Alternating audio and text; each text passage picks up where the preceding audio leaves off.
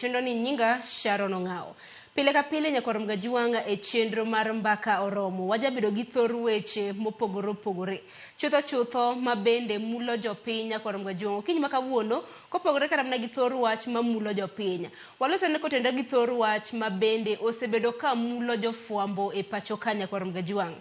Odiochieng' makawuono jofuambo e kor gwenge mopogore opogore e pacho ka obago ng'anyo mano ka bende gidwaro mar mondo mi ratiro margi olu e yo makare.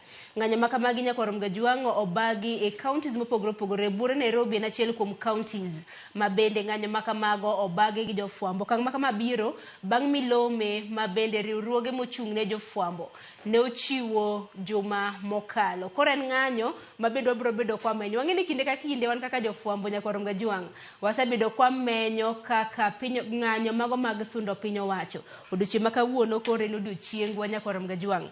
Ng'anyo makamano kanang'yo milome mabende jofuambo nochiwo.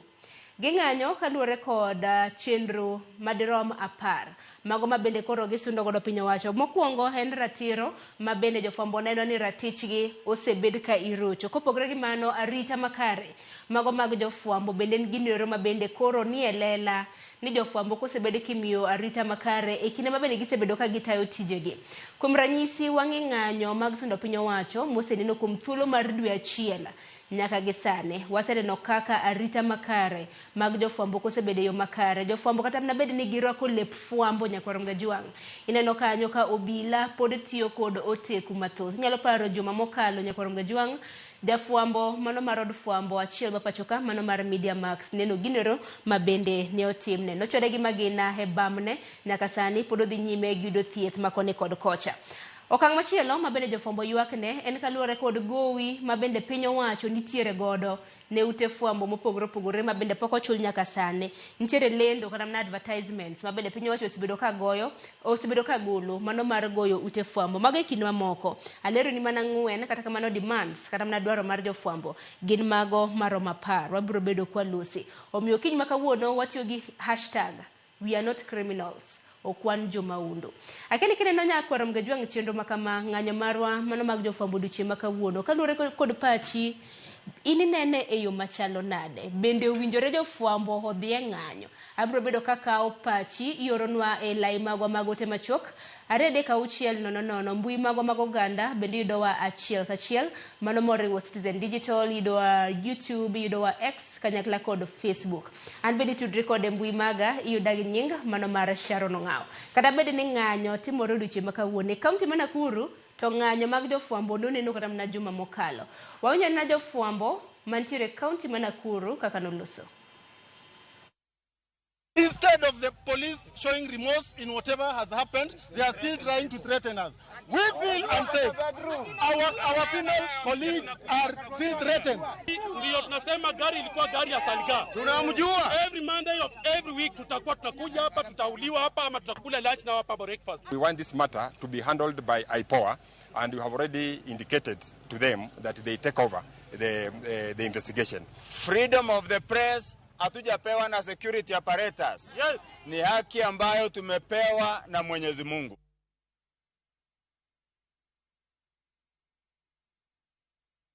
Kenyans led by Gen Z have highlighted a wide range of concerns from economic hardship and youth unemployment to educational challenges and the need for good governance. The Kenya Media Sector Working Group recognizes the frustrations felt by young Kenyans, such as unemployment, bureaucratic hurdles in accessing critical public services such as ID cards, passports, and higher education loan board funding.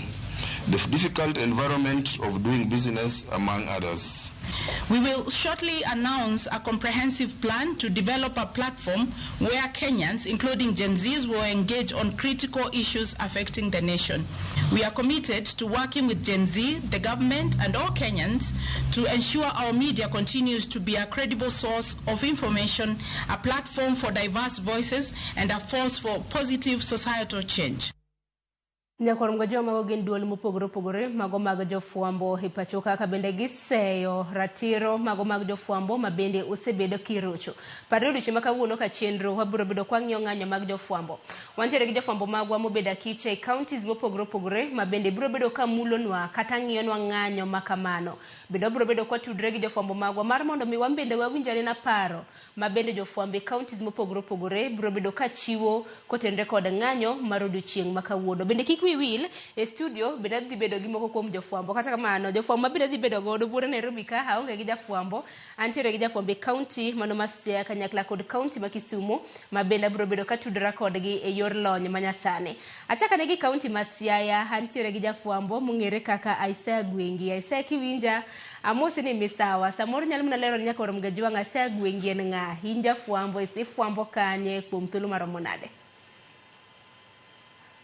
Ya Sharon.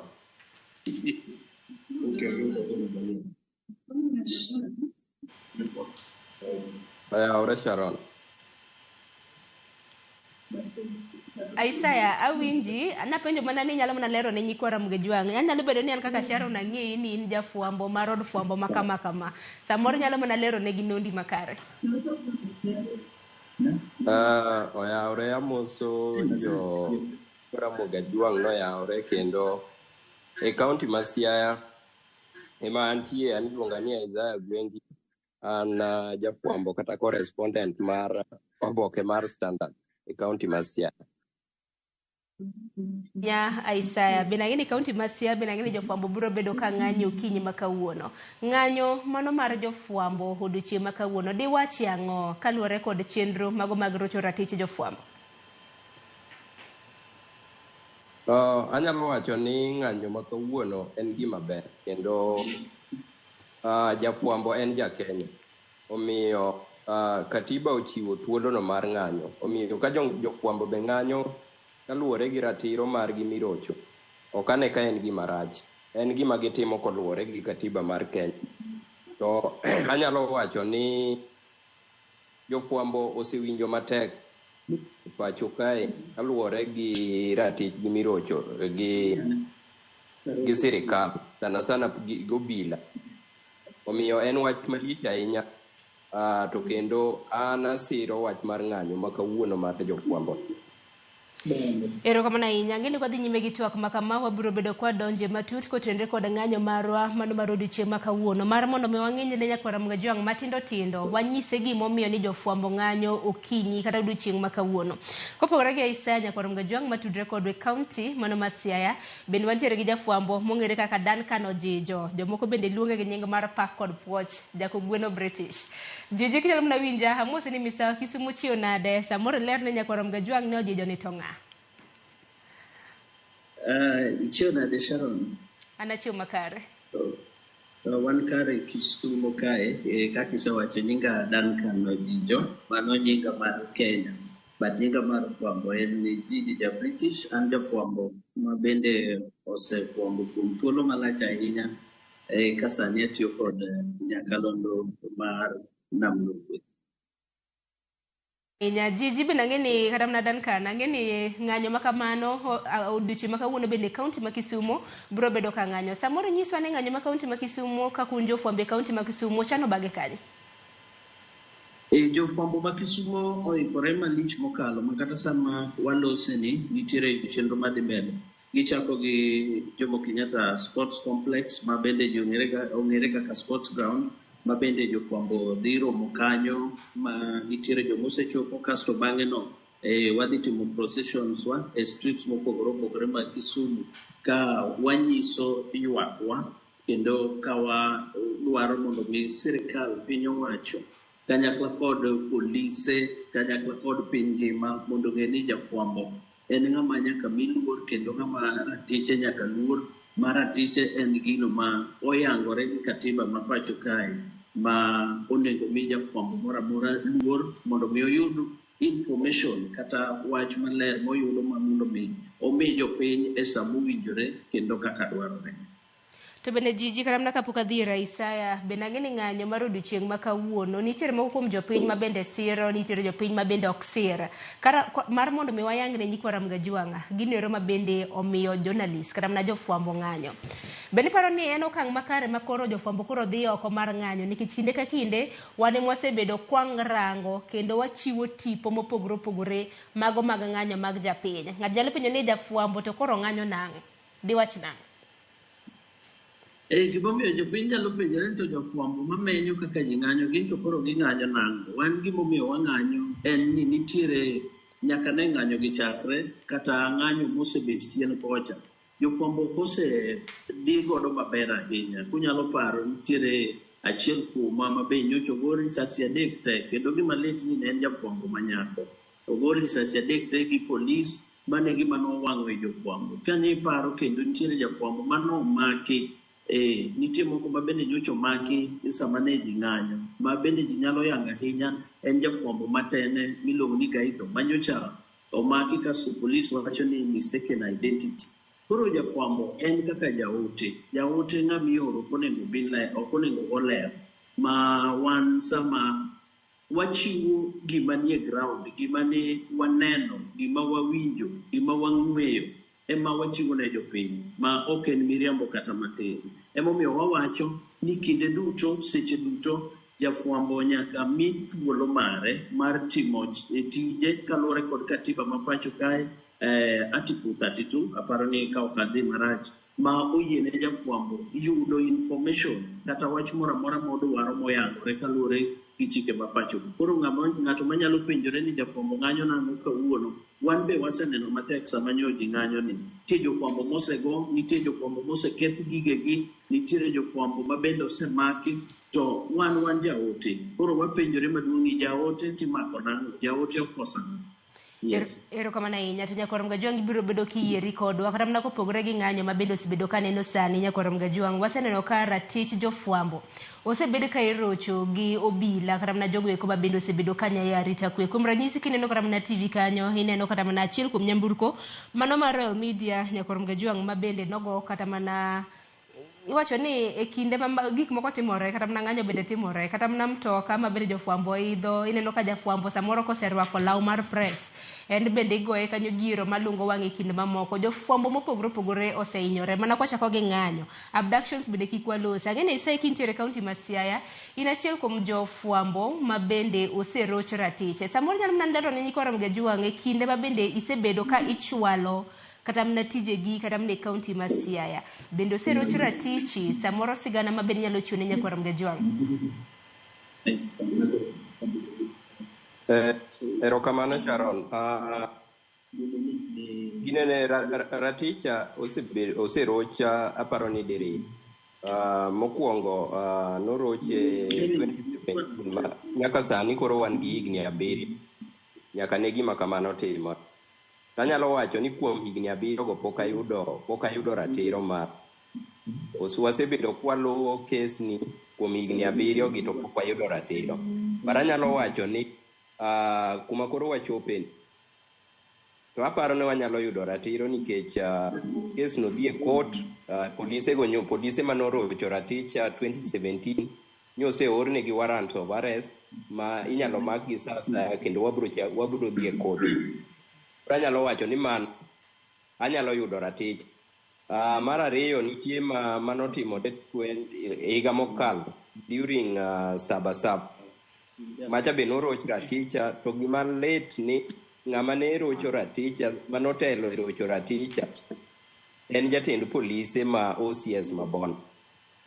To kana duoga nono to mae en ng'ano, en polis manosebedo nyaka jafwambo ma en wuono understand gima jofwambo, tich ma jofwambo tiyo. En miyudo ka en ema notelo e rocho raticha, ma en emomaya nyaka kamera na kendo en ema nochako goya mo oda nyaka polise wetenego mondo kaw otera e station. So en yudo ka magitimore nyaka seche ma ase identify myself kaka ng'ama jafwambo nikech nan gi tag na mar tich, an gi kamera na, to natemo mondo abed e side mar police. Koro yudo ka kinde duto chon nineno ka idhi e ng'anyo idwaro ni ing'ama jafwambo ibede side mar police ekinyalo yudo protection. But sani koro bedo e side mar police en more risky than koro bede side mar jopiny. Koro yudo ka police osebedo adui mar jafwambo. To gima anyalo wacho maduong' ni seche ma jafwambo wuok e ode kadhi e tich, seche ma police bende wuok kadhi e tich, jogi duto wuok kadhi e tich, ok onego bed ni jafwambo ineno ka ng'adno ma samoro timo gimoro mopogore gi gima jomoko onego bed ni timo. Gima duong' ni jogi duto dhi e tich, to ok onego bed ni ng'ato orochore e tichi nikech tich mitiyo. Mane gima osebedo ka polise gi timo, ni gineno ka jogo ma adui, ok ginewa ka jogo ma bende owuok e utegi nodhi e tich manyo ne families mekgi kaka gibende giwuok ni gidhi manyo ne families. Omiyo fwambo ok onego bed criminalized. Tiparo ni oteku mathoth kaka jalni oro mabende kaka isewache Isaiah ni obila osetiyo godo teku mathoth kuomi. Iparo ni oteku kata mana teku mathoth ma obila tiyo godo kuom jofwambo itiyo godo nang'o? Kuom ranyisi kata mana kinyalo wacho kes kata mana bura mari kiwacho ni nitiere achiel chakre higa mar 2017 ma nyaka sani pok ong'adi, mano higni 7 mosekadho kanyakla kod mano ma bende notimore higa mokalo.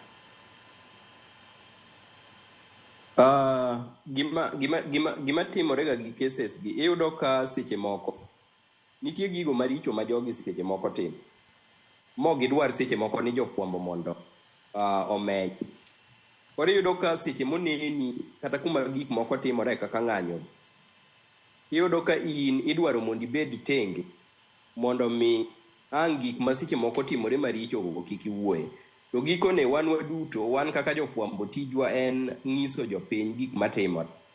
Omiyo makosa ma anyalo wacho ni makosa maduong' mwatimo kaka jofwambo e wang' police en ni wamenyo gik ma samoro no gidwar mondo omeny. Mane makosa maduong' maparo ni jofwambo timo e wang' police. Erokamano ahinya. Hakino Jijo kintiere kaunti ma Kisumo kanyo, in bende iseyudori matek e lwet obila samoro maratichi orochi ka idhi nyime gi tije magi mag fwambo e pacho kaendi? Anto pok ayudora e lwet obila okang' marach, en mana ni sama wan e yore mar tiyo tich samoro waneno kaka warado godo sama wan e yo mar tich, to an owuon ok anyalo wacho ni obila osedinona, but nitiere japiny mane osemonja gi weche mag fwambo. So emomiyo awacho ni it's not only obila ma rocho ratich jofwambo, samoro kata jopiny be ketowa e okang' marach.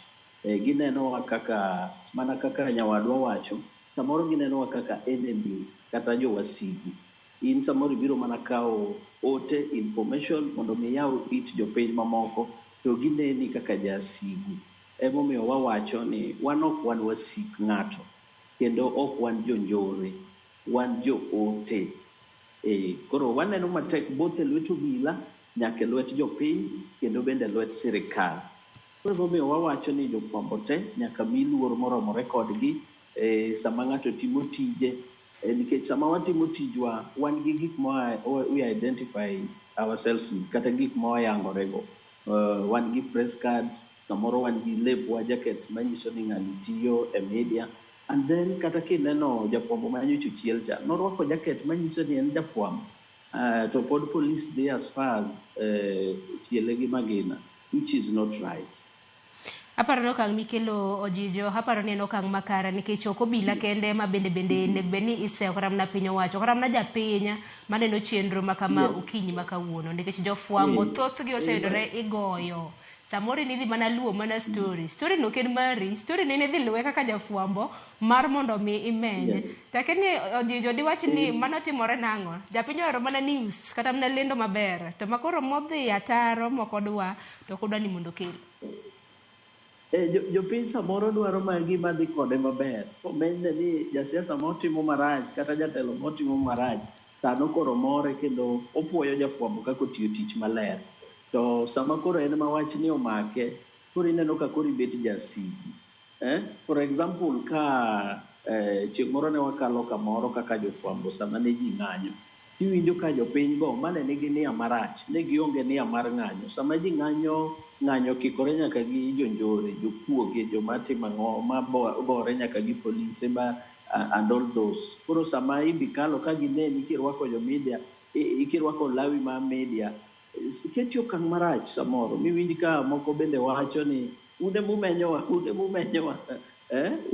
mondo polisi omakwa. So kata jopiny gin bende gibedo abeda maber kodwa sama waber negi ka wamenyo jotelo matiyo marach kata gik matimore marach e gwenge mopogore opogore.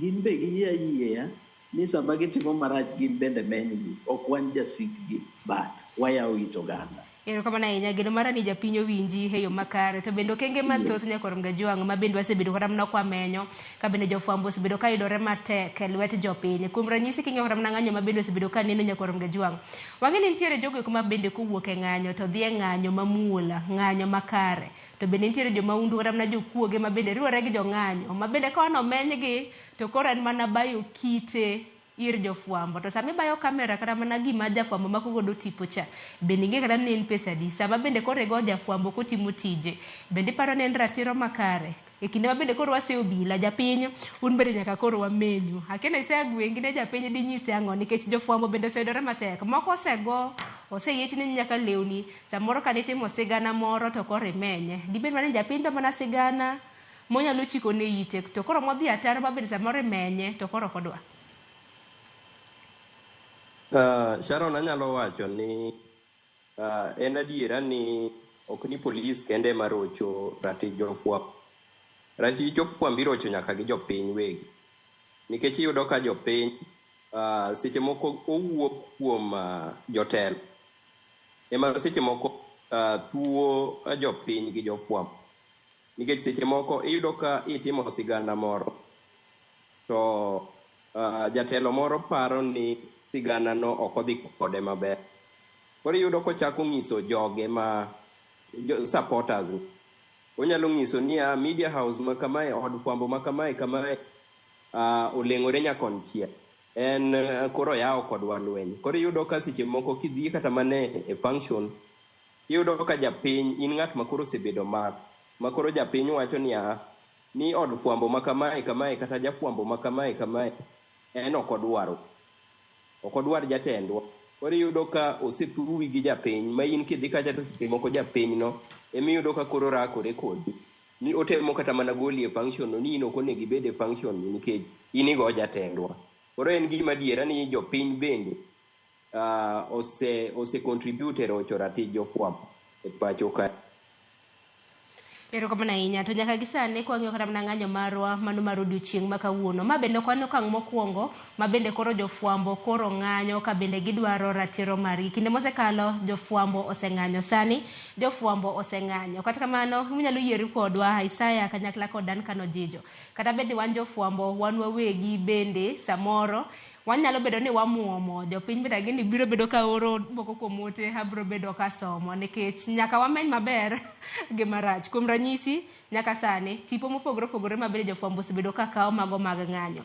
Nitiere moko kuom jopiny maneno ni ka wachako menyo ng'anyo ma bende osebedo ka neno, mago ng'anyo mag sundo piny owacho mosebedo ka dhi nyime kuom thuolo mano mar dwe achiel mosekadho. Moko kuom jopiny jotelo osebedo ka seute mag fwambo kutang'o to wan ema watimo kata mana moko kuom jopiny koro wuok oko karomre margi mano mar ng'anyo. Akeni Ojijo kintiere kaunti ma Kisumo kanya chak giwach ng'anyo ne, nikech wach ng'anyo ni bende ma koro kelo ochiero kata mana dhonde mamoko ma bende osekadho. Diwach nade? Dibo ni ber kwa nyiso tipo ka ng'anyo chako, ber kwa nyiso koso ineno piny nyaka bede ler. Piny nyaka bede ler. Jopiny nyaka ng'e gima timore. Nitiere jowa ma samoro onge street, gin dala, ma samoro gima nyalo miyo ging'e whatever is going on en kowinjo gini e nyakalondo, kosomo gini e gazeti. Mosainya chal ka gima network kata mana mbui mari okelo achiedh nade makoni kod kocha. Ng'ino biro bedo kwa tudre kodi Ojijo kapo nono ni winja. Kata kamana Isaya mana penjo mabende napenjo Ojijo kanyo kotendre koda kaka wasebedo kata mana kwamenyo ng'anyo mopogore opogore. Nitiere moko kuom jopiny maneno ni samoro watime asasa, wade mabende koro wamiyo kata mana Uganda wuok oko karomre margi mano mar dhi ng'anyo. Jomoko neno ni koro ji oritiga mana weche manyien mar mondo mi ginegi ka en migago obed weche manyien ma saa achiel ma midhiambo kata mana ma saa adek ma midhiambo. Keni paro ma kamano ndi wach nang'?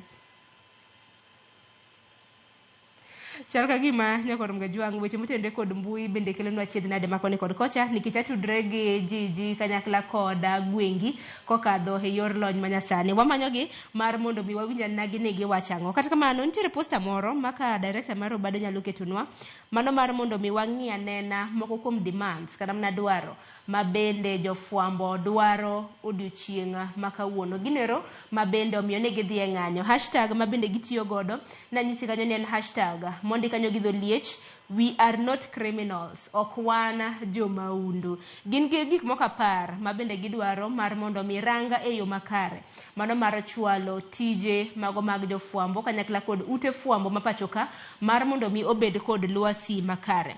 Mokwongo nyakorom Gajwang' jofwambo dwaro ratiro margi mana kana tin nyisi motelo ratichgi kotende gi kaka gichwalo tije maggi. Ratichgi kotende kaka nego bedni iyienegi maka gidhi oko kacha to gitim story sigana mabende japiny dwaro winjo. Kopogore gi mana rita makare e kinde mag ng'anyo bende jofwambo dwaro nyalo neno gi wang' jowi mari kanyo ondika kanyo ni our demands gi dhongere kata kamana biro bedo ka loko nigi gi dholuo. Neno kanyo mokwongo press freedom mano ratiro mano mar jofwambo, safety and security for journalists mana rita makare mabende jofwambo dwaro mar mondo mimigi ahinya to kinde mag ng'anyo mabende wasebedo kwa neno ka obila osebedo ka rocho ratich jofwambo. Bendo ng'eni jofwambo osebedo kata mana kituono samoro igeng'o negi mano mar mondo mi giyud sigana e yo makare. Kopogore gi mano bende gidwaro mar mondo mi oteku mathoth mabende obila osebedo ka tiyo godo mar mondo mi gitieki and media censorship repode kata mana lendo mopogore mabende samoro ute fwambo okiyienegi mano mar kelo achiel kachiel kaluwore kaka chal mar piny Kenya osebedo kadhi. Bedo Communication Authority mano duol kata mana mochung' ne ute fwambo e pacho ka bende osebedo kata mana ka iseyo ni samoro osebedo kata mana ka buogo moko kuom ute fwambo. Nantiere achiel kuom ute fwambo nyakorom Gajwang' mabende nobuogi mar mondo mi okata mana achiel kende ute fwambo mopogore osebedo kibuogo kinde ka kinde ka gichwalo kata mana sigana margi ni dwa magi lesen mag-gi mago mag tich e kind mamoko. Machielo nyakorom Gajwang' kang'iyo demands apar mabende jofwambo dwaro ng'anyo ne odiochieng' makawuono bende otenre kod jofwambo milwasi mano makare mano mar tich. Jotelo mabende osebedo kata mana kaseyo jofwambo nyakorom Gajwang' gin bende jofwambo bende ochunegi siem. Kuom ranyisi kinyalo mana miya duol mano mar jatend piny Kenya ginero mabende nowacho kaluwore kaka jofwambo osebedo ka nyiso ng'anyo mag sundo piny owacho mopogore. Jatend piny Kenya bende noloso we wawinja nena maendi bang'e abiro bedo ka winjo paro mago mag jofwambo mabende ntiere godo. I also want to request the media to report responsibly.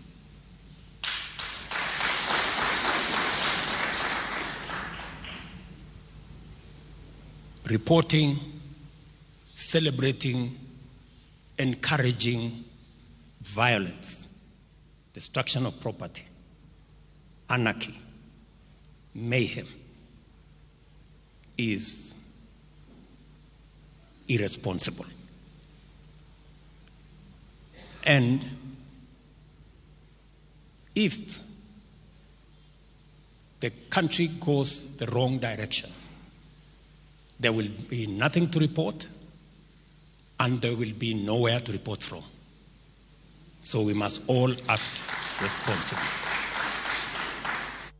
Nyakorom Gajwang' mana jatend piny Kenya kano jiwo jofwambo kanyakla kod ute fwambo mopogore mar mondo mi wachiw report makare. Winjo kanyo ni we are urge kata mano jiwo media firms ute fwambo mopogore mar mondo mi wachiw report makare. Dibeni in kaka nene Nyakorom Gajwang' dibeni ute mag fwambo mago moriwo Nyakalondo wantiere gi wang' jowi wantiere gi gazede mbui mopogore ok wasebedo kata mana kwanyiso report makare ma uyanga manego bed ni japiny somo. Abro bedo kasomo pachi kawa bang' yo matin sani yiena mar mondo mi akaw yo matin aduogi ote magi mabende aneno kisebedo ka ioro kik dhi mabor.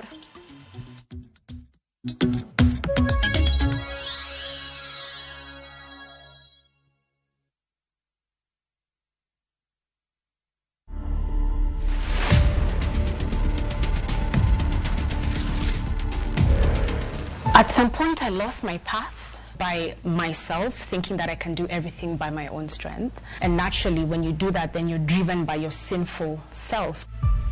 Johnson ni pet wa mine. Johnson saizi ni my companion. Kupeana ni ngumu. Waki naeza feel lonely. Together as Wasafi, whenever we need prayers here, we can come and do a prayer. Nikikuja hapa pastor ndio alikuwa mtu wa kwanza kunishika mkono. Ni mtu mwenye akona ile utu ya kusaidia. Current state of mental health among Kenyans is actually quite worrying. I literally wake up and I feel like literally I don't want to do anything. Simba yuko hapa ndani tayari. Na ashamshika mbwa, amemkanyagia chini. Hapo ndio nilichukua jukumu nikagonga bati. Don't miss out. Catch these amazing stories and more. Download the Citizen Digital app now. Available on Play Store and Apple Store. Citizen Digital, Kenya's #1 news app.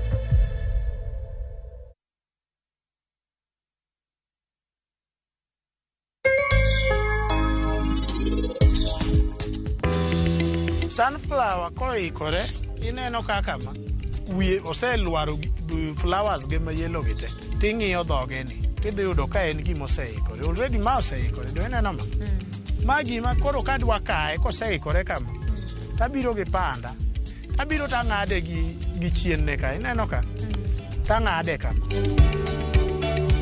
koro ka seng'ade to ma asetimo harvest.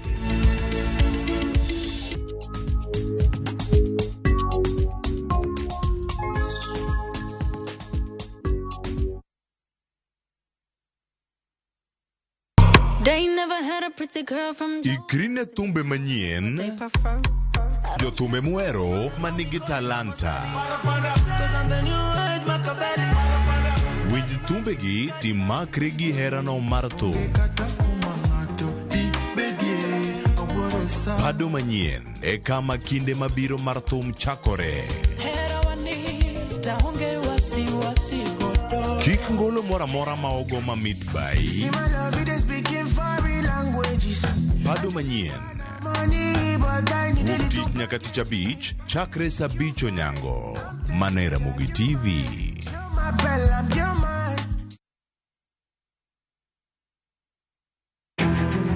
Wakelo ni chenro mar ohala kod lony gi dongruok mopogore opogore. Ohand kinyosi nigi pesa.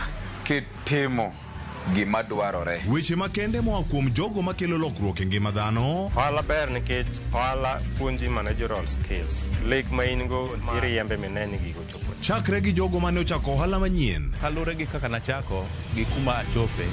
Ohala ni en ohala maber. Nyaka jotelo molony e timo ohala. Akwa jodala wate odogi ohala. Ne pek mane gikalie. Pod waonge uhuru mar ohala. Loch mane giyudo. Kod kinda mane gitimo e manyo gik mabeyo beyo. Ka jawala ok inyal chako project ka ionge gi market. Tudri gi Cleophas Oluoch e ohala gi mwandu. Tich ang'wen ka tich ang'wen, chakre saa 1:45 otieno.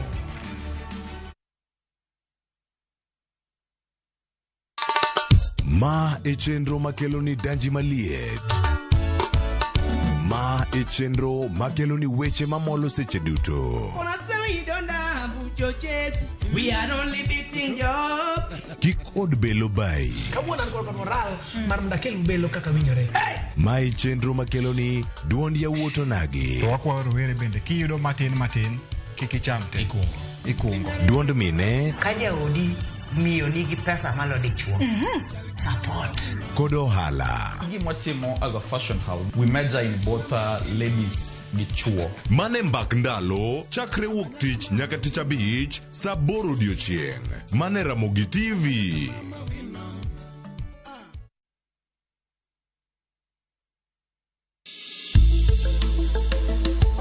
Ngimawa en gima duong' moloyo. Onego beni wang'eyo kaka wadak, korka chiemo, exercise, nindo maber. Wakelo ni achiel kachiel lakteche man gi lony mar arieya e weche ngima dhano. Kikwa discriminate ne joma nigi ndulume to tikwa pandgi. Ng'eyo en teko. To kodok korka ngima mar del, bedo gi ng'eyo nyalo kelo lokruok maduong'. Wacho ni kendo Ruth pile ni e penj laktar kaindi chiemo watiyo godo mondo wageng' tuoche. Wabiro wuoyo gi ji e yo mabiro mulo chunyi kendo miyo pachi yawre. Obwongo gi del gin ga gigo motimre nade moriwore. Koro gimipidho obwongo mari luwore gi gino mipidho dendi. Riwri kod Ruth Otieno e penj laktar. Wuok tich nyaka tich abich saa 12 odhiambo mana e Ramogi TV. Penj laktar. Ngima en mwandu. Nyakwar Ramogi ne gin ji ma humbgi ne lach. Kane giloso, oganda ne chiko itgi. Bende kama ne gikalie, weche ne dong' matho. Nuna nigo kot kamoro kachacha nogoyo. Asa madwa wacho wache to go kot to jibiro tek. Noero sort out dispute. Kata kamano, oganda osepenjo ni gin kanye. To gitimo ang'o? To mosenindo, anyuola gi paro gi nade? E higni mosekalo ne gin jok ma idewo to kata mana sigandgi bende ne wuoro. Gisani awuok oko mar manyogi kata mana anyuola margi mondo wami mathoth kama gintiere to kod gino ma gitimo. Riwri kod Walter Nyambaga ka okelo ni chenro mar gin kanye. Tich Ang'wen saa 3 otieno. Kik bai.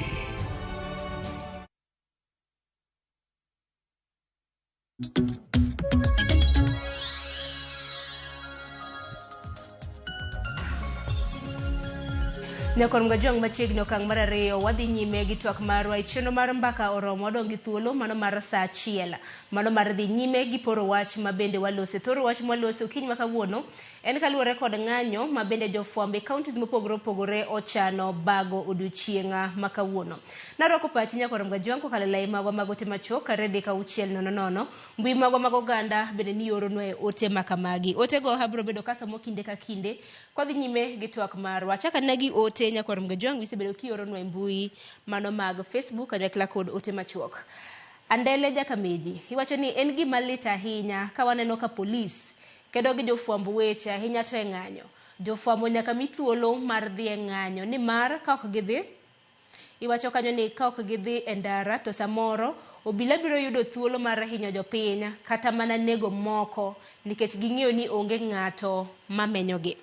Kopogore gi mano, Kevin iwacho ni wuok Ugambe kapone ok omenyonwa ng'anyo achiel kachiel ma ng'ato chano wuoth mohinyore yo to kara mano konyo jopiny nade. Mano ote ma Kevin ondiko kanyo.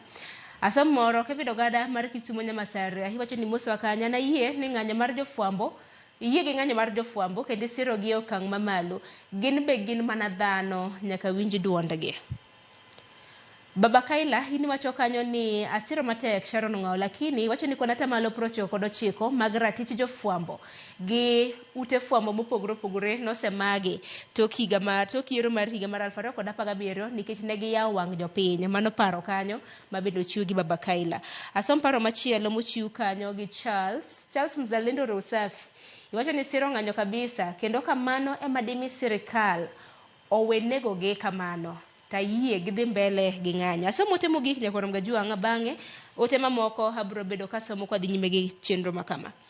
Nitiere Engineer Lazaro Kanyamboki wacho ni teko mar jofwambo nitiere lwet jopiny mamiyo gi information not the government. Magin ote mopogore opogore mabende aneno ka jopiny oro. Mamoko abro bedo kasomo kwa dhi nyime gi twak marwa. Pod antiere ka gi Isaiah Gwengi kanyakla kod Dan Kano Jijo.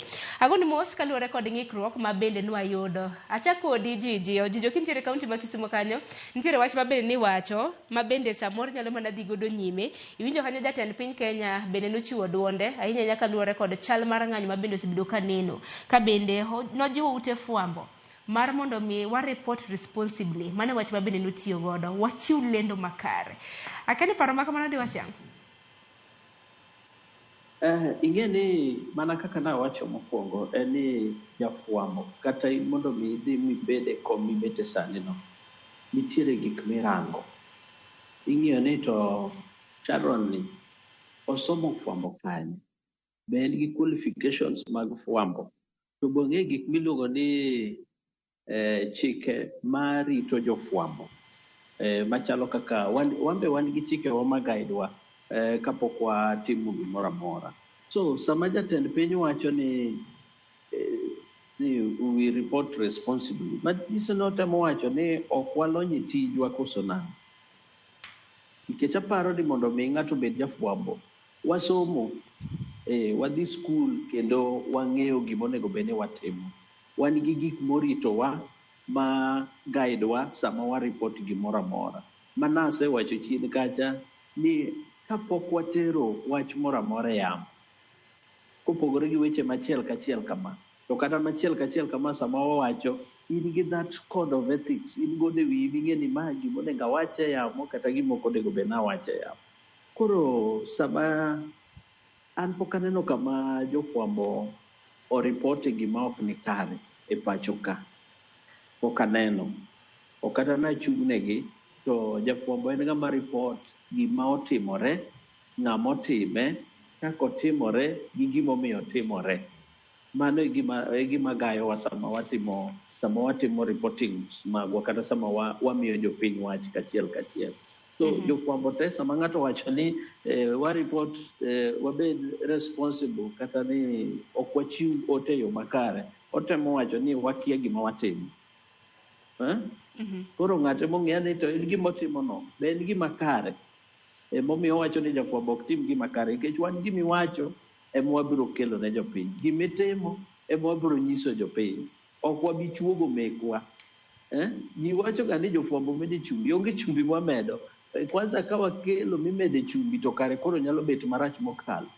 Gik mwatimo bedo edited fast. Nitiere moko pichni moko ma samoro ka inyalo nyis jopiny to nyalo bet marach kabisa. So an abiro chung' gi jofwambo pile kinde duto ni watimo tijwa koluwore kod chike moritowa, mabende nie katiba mar Kenya, mabende nie katiba mar Media Council of Kenya, mabende wasomo nyaka kuonde mopogore opogore mag tiegruok mane wadhiye.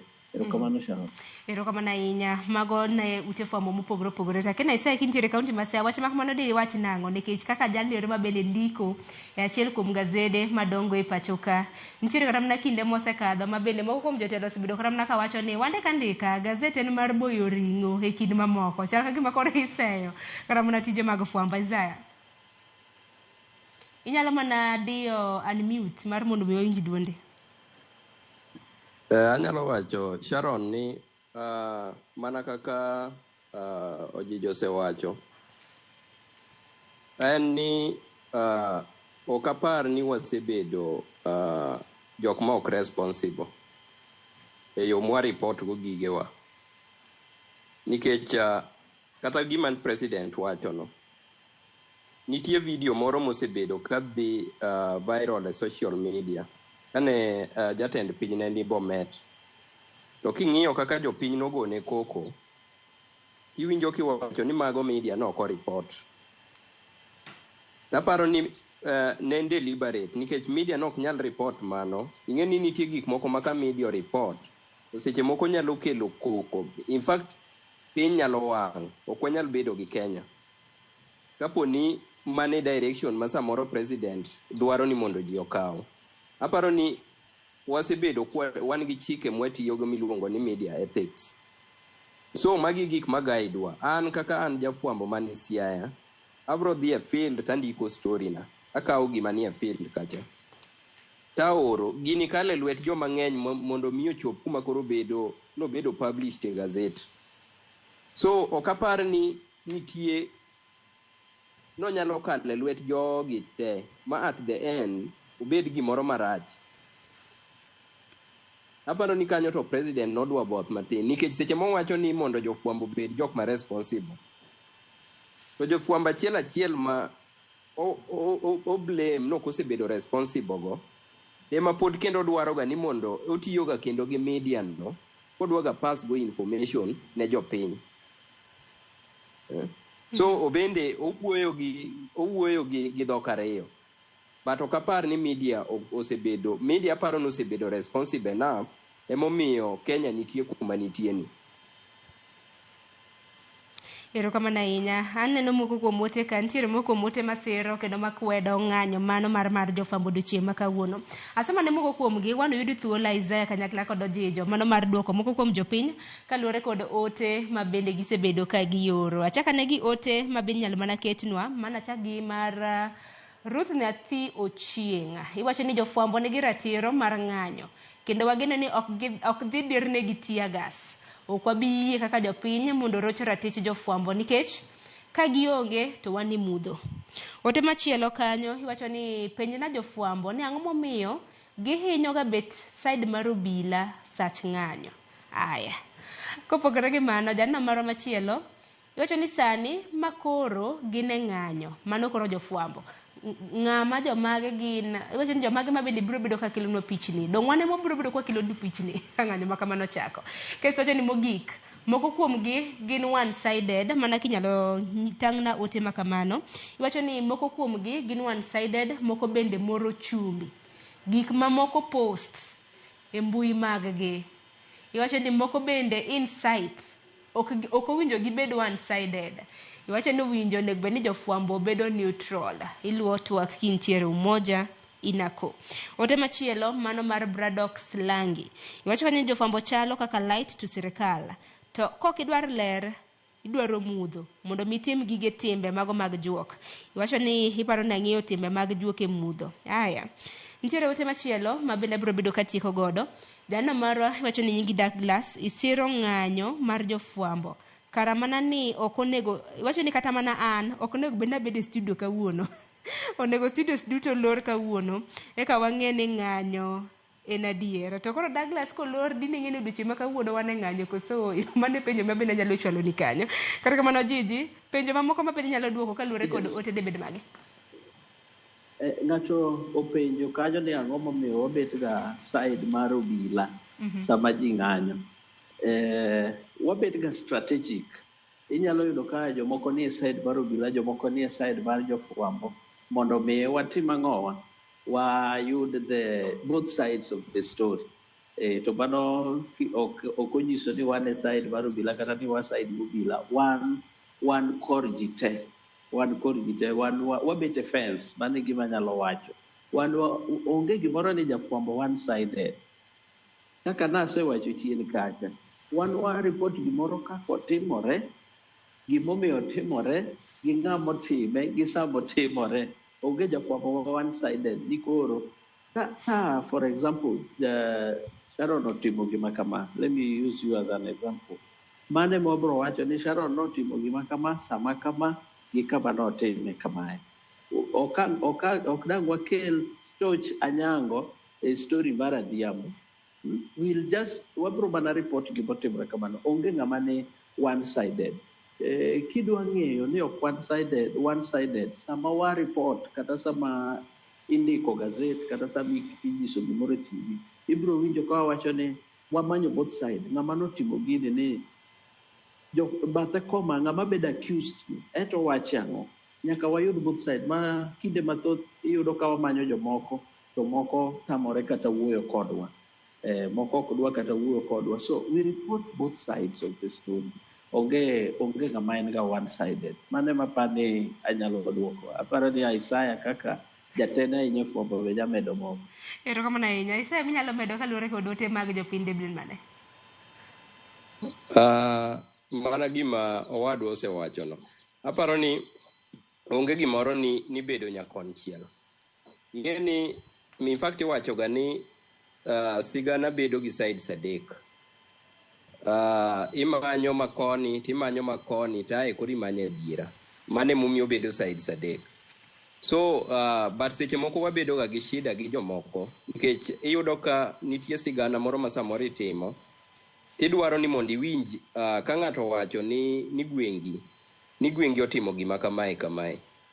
To nego bed ni seche mwatimo sigana ni, to ng'amo wacho ni gwengi otimo gima kamae ni, en bende onego bed ni manye, onego bed ni winjo duond gwengi no, gima wach kuome no. Tiyudo ka seche moko idwa manyo ng'ani, to ng'ani tamore wuoyo kodi. Mane momiyo seche moko ang' ni dhi gi ginene moro achiel. Jomoko be seche moko timo mae deliberately.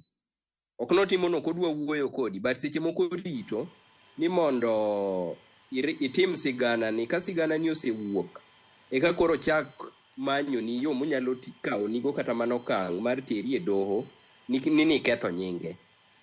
Mane gima seche moko jomoko tiyogo mondo migirochgo ginene mar jofwambo ni jafwambo noketho nyinge. To seche mane jafwambo manye mondo winjane kore, notamore duoko jafwambo. Aparo ni en chik omiyowa thuolo ni gimiluongo ni right of reply. Kowach gimoro kuom ng'ato, onego bed ni miyo ng'ano thuolo mondo bende owachi adiera ma ong'eye gino.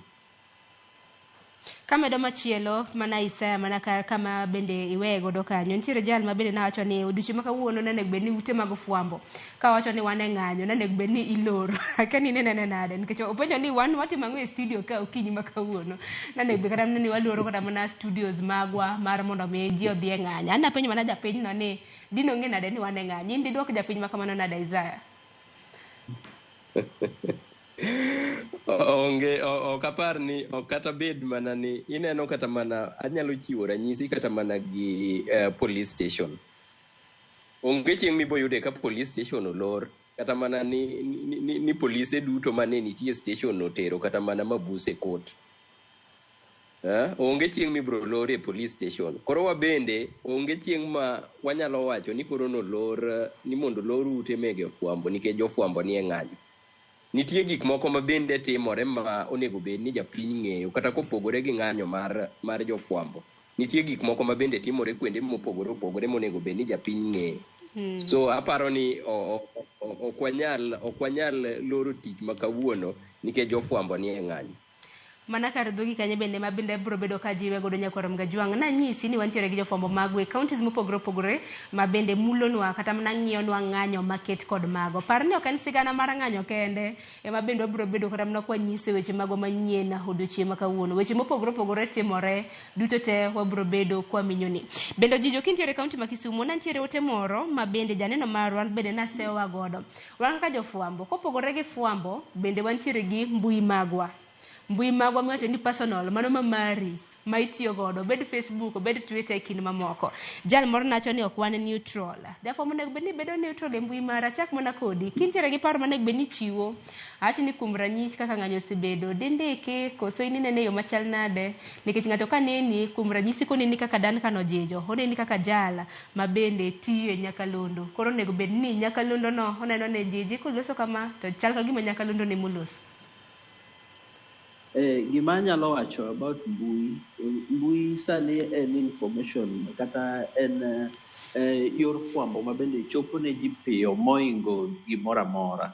To kanyalo wuoyo on my side en ni samoro amora madwa chiwo ote motenore gi gima timore ma japiny onego ng'e en ni nyaka akwong ang'e ni to gini be en adier gima iwacho ni otimore ni be en gima adier to be en gima onego chop e it japiny. Nyaka akwong akete wiya ni to be aluwo chike duto mag fwambo kapok apost. Mano kotenore kod fwambo. To mbui magi ing'eni kata ka wan jofwambo samoro be ok dibed abeda ni in jafwambo. You also have your side of social life. You also have other side. Samoro inyalo make jokes kanyo. To mano kotenore kod weche fwambo. But sama wakelo ote moro amora motenore kod wach fwambo, you must verify. Nyaka irang matut bing'eni gimidwa ndiko ni odhi chopo it japiny nade, odhi hinyo japiny nade, to be odhi chopo makare, to be en ote madier ma japiny onego ng'e. Takeni diwach nade gwengi kintiere kaunti ma Siaya mbui bende aneno ka jopiny bende osebedo ka goyo jofwambo ahinya mbui ka jafwambo ketekta gimoro e mbui kacha iriambo ka jafwambo ketekta gimoro e mbui ok nek beni chiwo paro makamani in kaka jafwambo nek beni ok take sides e mbui bende nek beni jafwambo take sides kaka jafwambo ma bende osebedo e pawni kuom kinde malach. Sharon aparo no ok en wach mar kata mana ni jafwambo nego beni kawo sides. Mana kaka nyawadwa osewacho no, an kaka jafwambo abe an gi ngima mamara ma ok onego bed ni gimoro amora matimo to bedo tied gi wach mar fwambo. Nitie maga ma samora nyalo wacho to bende bedo ni ajafwambo ok onyiso ni koro kata mana gima timore around us kata mana communities wa ok wanyal wuoye. Nikech one kata mana kodok kata wach ni achiwo example kata mana gige siasa. Ing'eni jafwambo nitie onyalo wuoye gige siasa matimore e kuma entie nikech one katiba bende omiye thuolo mar bedo a voter. So nitie seche moko ma jafwambo nyalo wuoyo kaka voter mar a particular constituency, a particular county kata a particular ward. But mae ok onego bed ni koro ni ka jafwambo wuoyo ting'iye ka ng'at moro ma chal mowacho gimoro mopogore gi ja Kenya. Onego bed ni gima duong' mokwongo en ni ng'ani ja Kenya man gi ratiro mar wuoyo e gik ma affecte kaka kaka ng'at ma wuok e that community. Aparo ni ok en makosa ka jafwambo samoro tiyo kata mana gi mbui mare ma personal commenting kata mana gik matimore e society. Erokamano ahinya. Bende adwaro mar mondo mi walok tanga matin ahinya nyako tenre jeje nyalo mana winji nyalo mana dhi mbele. Gima nadwa medo en ni kapok abet jafwambo an ja Kenya. Yes, so bet ja Kenya an gi raticha mar ja Kenya mana kaka Gwenge owacho. Nyaka an bende ang'e ni to ang'o matimore koni to ang'o matimore koni to nyaka wanyis jopiny. But anyalo wacho ni wan kapok wandiko gimoro e mbui ahinya motenore kod jopiny, motenore kod sirikal kata motenore gi ngima ng'ato ma opogore gi meka ma personal, to nyaka wakwong wayange malong'o mwang'e ni gini otimore adier tadier mar wachni ni kanyo. Erokamano Sharon. Erokamano ahinya. Adwaro mar mondo walok tanga matin nikech bende wang'e ni kaka ute mag fwambo kaka jofwambo samoro moko kuomwa nyalo bedo ni wantiere riwruoge mopogore opogore. Kata kamano wantiere kod duol ma bende ochung' ne jofwambo e pacho ka, mano Media Council of Kenya. Wantiere kod riwruoge mopogore opogore mago mag jofwambo. Ang'e ni kaunti ma Kisumo samoro jiji untiere gachiel kuomgi, kaunti ma Siaya Gwendi samoro ntiere gachiel kuomgi. Kata kamano morwako waduto ten Media Council of Kenya. Bende paro ni riwruoge makedo kata mana ma ochung' ne jofwambo bende osebedo kata mana ka chwalo paro makaro, osebedo kata mana ka chwalo dwaro mago mag jofwambo yo makare mar mondo mi jafwambo chwal lai mare mar tich e yo makare. Achako dio Jijo. Ka wang'iyo hinya moriwo wakanyakla moriwo jafwambo moro amora mane Kenya ka miluongo ni Media Council of Kenya, gisetiyo matek ahinya mar ng'iyo ratich jofwambo. Ineno kaka samoro ka jafwambo moro hinyore, ibiro neno ka giwuok oko mapiyo mar kwedo kendo chung' gi jofwambo. Ibiro neno ka jafwambo samoro oyudo hinyruok gigege mag tich kata hinyore, ibiro yudo ka Media Council biro mapiyo piyo mondo mi otim ang'o, mondo mi okonye wachni. To kopogore gi mano, okang' mokwongo en ni gi make sure ni higa ka higa gichopo irwa kama intie kata orni message kata gi communicate kodi ni nyaka renew license ni mar tich, nikech mae makoro biro miyi yangi ni in jafwambo. License ni mabiro miyi yangi ni in jafwambo, kendo ma gi make sure no time higa ka higa. Gisetemo kedo ne ratich jofwambo, gisechung' gi jofwambo, gisetemo matek. To kata riwruoge ma wantiere makoro mopogore kaka wan gi Kisumu Journalist Network, nitiere mopogore opogore ma ji nitiere, gin bende githoro chung' gi jofwambo kinde ma weche ma kama obedo. Kendo jofwambo wuoga kanyakla mar wuoyo e dhok achiel sama achiel kuomgi ohinyore kata achiel kuomgi oroch ratiche. Erokamano ahinya. Kendo Isaya bende iparo ni bende nitiere mathoth kata mana mathoth ma bende MCK mano Media Council of Kenya nyalo timo, nikech waseneno buche mopogore opogore ma bende osebedo ka joko jofwambo. In achiel kuomgi ma bende cases kata mana bura ma bende nojuki ma bende pod ilwe doho obudho nyaka sani. MCK bende paro ni timo matek kata mana ma bende ginyalo medo mano mar chwalo tijgi mar mondo mi jofwambo oyud ber e lai margi mar tich. Debed mane paro mane madichiwo? Anyalo wacho ni riwruoge kaka Media Council aparo no osekonyo kabisa nikech ne en incident number 2017 ne en nikech Media Council emomiyo kata mana ji mang'eny nong'eyo gima notimore na, nikech immediately mane omaka motera e police station onge ng'ata manong'eyo kuma antie, nyaka family na onge ng'ata manong'eyo kuma antie. But kane information ni ochopo ne Media Council to no escalate gini ma omiyo ji mang'eny ong'eyo gima notimore na. So Media Council aparo no osekonyo, and other players like Kenya Correspondents Association, gi riwruoge meg jofwambo moko ma bende nitie pacho kae nochung' koda. And Gi sani anyalo wacho ni Media Council pod temo nikech kata nyocha kapo ni kane afwenyo ni case wani dhi e court and naneno ka nitie chal ka gima obila gi nitie moko mane temo mondo manya mondo wabed kod gi piny mondo wawinjre mondo gini kik dhi e court.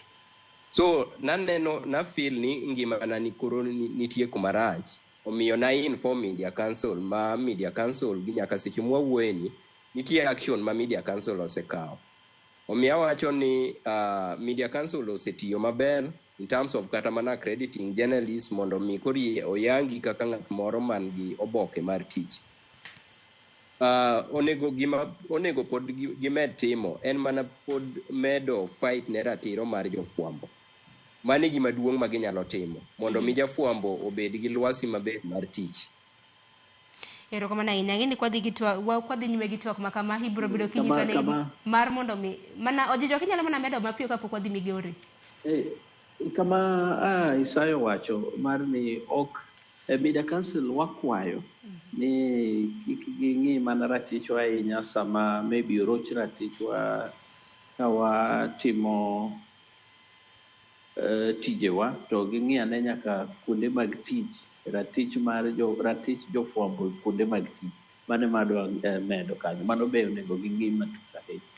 Ero kama na inya paro ni mano wach mangima kopogore gi ratiro mar jofwambo e kinde kata mana ma bende giyudo midhiero kata mana tich kuonde mag tich bende ratiro mag jofwambo nego bed ni ng'iyo e yo makaro biro bedo kwatwak mano e wiye malach. Kok manya korum ga juang mana ka pile chenro mar mbaka oromo en mbaka migo e studio ten mbaka ma bende wagoye gweng kama intiere. Omiyo gisani yiena mar mondo medhi achiel kachiel nyaka e kaunti mano ma Migori kama dwaro tudra gi jafwambo wadwa George Juma. George Juma nitiere gi boko kuom jofwambo e kaunti ma Migori. Juma kinyalo mana winja amosi ni misawa ng'anyo chal nade kaunti ma Migori mar jofwambo uchane nade? Erokamano Sharon, kaunti ma Migori wachiwo makare kendo kinyalo neno an gi jofwambo moketo ka chenro marwa mar ikruok mar dhi oko kacha mar reko jowetewa e piny Kenya mangima dhi chakore kinde machoko biro mar dwaro ratiro mana kaka jofwambo mondo wabed kod lwasi makare mar timo chenro ga fwambo. Nywa neno ka jofwambo mopogore opogore osebed ka igeto to ahinya kata kod obila gweng mopogore opogore kata mana kaunti ma Migori ka bende wadwani mondo koro wawuog mar kono ji duto piny owacho kod oganda duto ne wantie kod ratiro mar timo tijwa kendo nego miwa lwasi makare mar timo yore wa mag fwambo e yono makare kapok wadhi oko mar dhi nyime kod ng'anyo mar kata mar nyiso duondwa dwaro marwa kaka jofwambo kwareko jowetewa e piny mangima Kenya mangima wadwani mondo koro wawinj jofwambo man kagi ang'o lwasi mar fwambo chalo nade sama wuoyno to ahinya sama bende koro nyaka sani nitie chenro mag ng'anyo mosebede kinde ka kinde ma bende mokwongo osebed ka ibuogo moko kuom gi ok nyal tiyo tijegi makare moko kuom gi tiyo kobet otere nikech luoro mopogore opogore kwada ng'en to lwasi chalo nade kapok wawuok oko madhi kata mar bedo kod ng'anyo mamuol e kaunti ma Migori. Adwani mondo koro imiya kuongo achak kod achiel kodgi. Adwani king'iyo kacha chakna gi nyingi to isebete fwambo kuom higa machalo nade to lwasi mar fwambo sani kipimo kod kinde mokalo osebedo kachalo nade? Erokamano, iluongano Bala Clinton, jafwambo Migori County, ane Secretary General mar jofwambo Migori County. Asebedo fwambo chakre 2011 kendo anyalo wacho ni wasebedo ka wabede tich mar covering maandamano kata mar fwato weche manyien mag maandamano kata mag ng'anyo, lakini sani waneno ka nitie gik mopogore gik mane waneno chien kocha. Seche moko chien kocha inyalo yudo kinyalo dhi fwambo kata imanyo weche mag fwambo to harassment nok ng'eny ahinya kaka sani waneno ka bedo to our colleagues mane field. Koro wakwayo serikal mana kaka gisebedo ka gimbe giwacho ni better bad government than no government, wambe kaka jo media wawacho ni better a bad media than no media. Kamano. To king'iyo ang'o gini ma ahinya ma inyou samoro yore mag yudo information be yudo thuolo mayot access to information no aneno ka be nitie ywak ne samoro serikal odonjo tiju samoro ok dwa ni mondo igol ma dwa ni igol ma ere kaka koro osethiro tiju mar miyo oganda lere gik madhi nyime. Interference osebedo mang'eny from serikal nikech ibiro yudo ka media innocently omanyo yo mar lando ne jopiny gima timore serikal kata connect japiny gi serikal. Tiro ka gimotimo the whole day mondo mi koro kete mondo nene kata mondo mi winje radio ka gigo dhiambo kata ka gik news time tero ka kore ng'ade nyiso ni oseng'ad ratiro mar jamedia. Itiyo matek imanyo information mondo mi jopiny kata mondo mi itud japiny gi sirikal ting'adi. Koro mano pok obedo mayot. Erokamano, wakawo ng'ama chielo. Mana mapiyo piyo kichung' ting'i wacho ichako na gi nyingi. Lwasi mar fwambo chalo nade? Be itie lwasi makare manyalo mi tim tiji kaka owinjore? Erokamano George Juma, an kuom nyinga iluonga Dolphus Don. Atiyo kod K24 Migori ka kod Homa Bay. An asebedo e fwambo ka higa makoro mang'eny modwa 10. Kana achako tij fwambo, lwasi marwa ne ber kabisa kendo ka nitiyo ni iwinjo maber ni itiyo tij fwambo. To sama ochope ni ok en kaka ne chon. Mokwongo number 1, lwasi mar tijwa ok ber. Jafwambo kitiyo to ing'e mana bathi ni to tiagas ni dobe maka kata ke ng'ato luwa, yani ok in free kaka chon. Omiyo wakwayo kabisa sirikal kada kutiyo kada ka ponit gine miwa uru lwasi maber mar tiyo. Mar ariyo, access to information. Chon kan watiyo kani jafwambo kani dwaro information nok nyal chandi mang'eny. Gima ka ise introduce yourself, in jafwambo, in ng'ama ong'ere maber, information ni kendo kan inyalo dhi odi mariamo matiyo, inyalo tiyo maber kabisa mi jopiny information. To sani kama ochopo ni en gima ok timre kamano. Wan wakwayo ni samoro joweto ya Kenya nzima kwa andamana, wakwayo ni gima duong' kabisa odaro lwasi mar tich maber. Erokamano jakom. Erokamano, wakawo ng'ama chielo. Wakawe ng'ama haya king'iyo kachacha ichak na gi nyingi. Lwasi chalo na odiechieng' ma kawuono ang'o giri mupango kata mudwane mondo chop ne piny owacho e sama obedo kod ng'anyo maru? Erokamano George, mokwongo adacho ni nyinga en Olga Millicent Awuor, achiel kuom jofwambo mani Migori ka. Mokwongo akawo erokamano maduong' nikech wariwore kod jowetewa mantiere kuonde mamoko e riwruok e ng'anyo ma kawuono niendi. Lwasi mar fwambo kaka jowetena osewacho ok osebedo makare kata matin, to samoro wabedo kod wich kuot ka waneno ni Kenya ok en Kenya mane wang'eyo chon. Sani dho ngere wacho ni Kenya should be a democratic country. To ok wane democracy, ok wane gino mondo bed ni wanene e pinywa sani. Ndalo machon fwambo ne tek, ndalo mag regimes mokalo, sirikal mokalo fwambo ne tek. Chien kocha cha wachni kata mana sirikal mar mosenindo Daniel Arap Moi. But kaka ne wayudo constitution marwa ma 2010, onego bed ni miwa freedom mondo kata mana chik mar wawuoyo ka wan gi thuolo. Ok onego bed ni koro ni samoro kwa wuoyo to ng'ato wacho ni wacho gimoro marach kata mana ni ndalo mano kama ni koro ibayowa gi tiagas nikech watimo coverage marwa. Koro en wich kuot ahinya ne oganda ne utego eko mag sirikal kendo jofwambo neno matek ahinya ndalo mathin chal kama nikech koro ok wayud thuolo makare mar loso kaka onego bed ni walosi. Ok wayud thuolo mar timo tije kaka onego bed ni watimo tije wa pile ka pile. Koro wan gi lit kaka jofwambo sani nikech lwasi makare mar tich sani koro onge e kindwa. Erokamano, wakawo pach ng'a mogik. Hamida dakika matin chorika king'iyo kachacha kinde ma isebede kinde mar fwambo kinde maromo nade, to bende iseyudo kata buok mabende osemiyo kitim tijino makare? To sama wantiere ni mabende koro ng'anyo osebedo koni kod koni, ang'e jofwambo kale ageta mathoth, lwasi mar fwambo osechalo kodi nade? Erokamano George Juma, an gi nyinga iluonga ni Fred Dikakoko.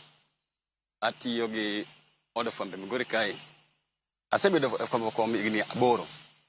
Ok osebedo mayot nikech gima neno e ground e field ka opogore gi gima nwatimo e college nikech ino ka sani jafwambo ibedo adui mai mang'eny.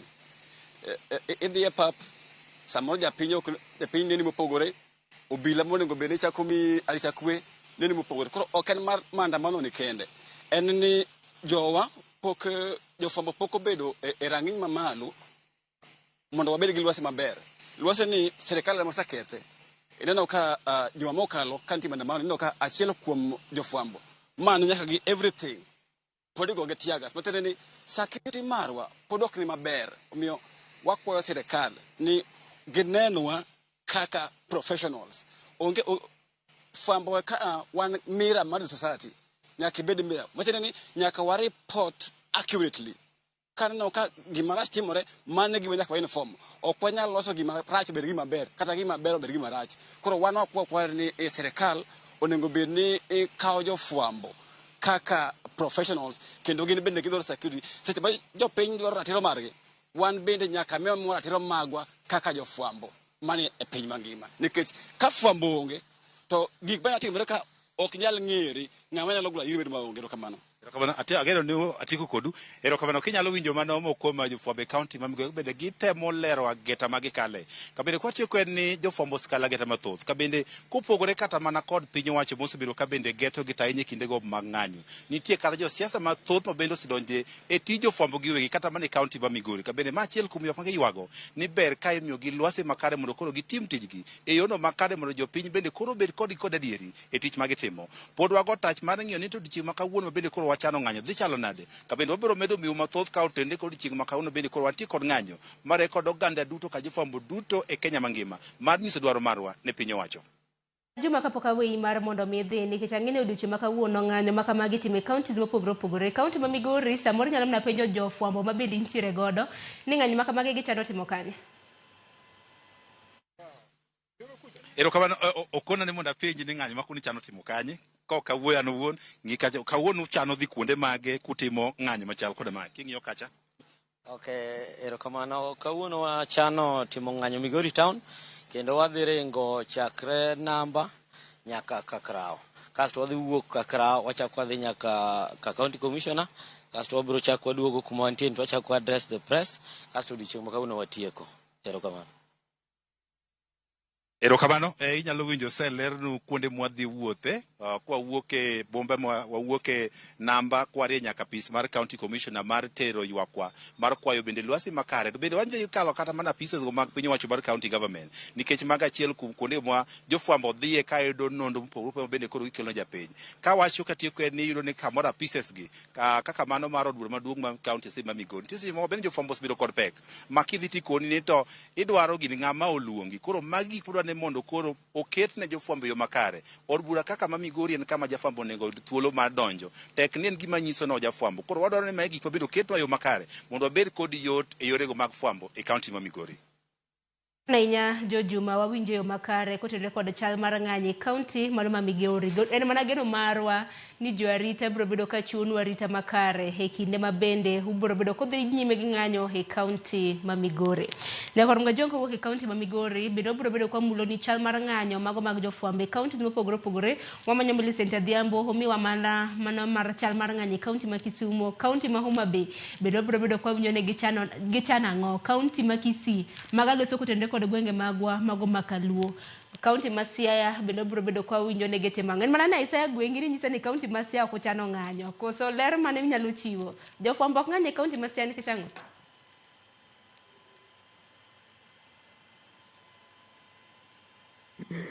Sharon, Siaya wan gi iluongo ni Siaya Press Club.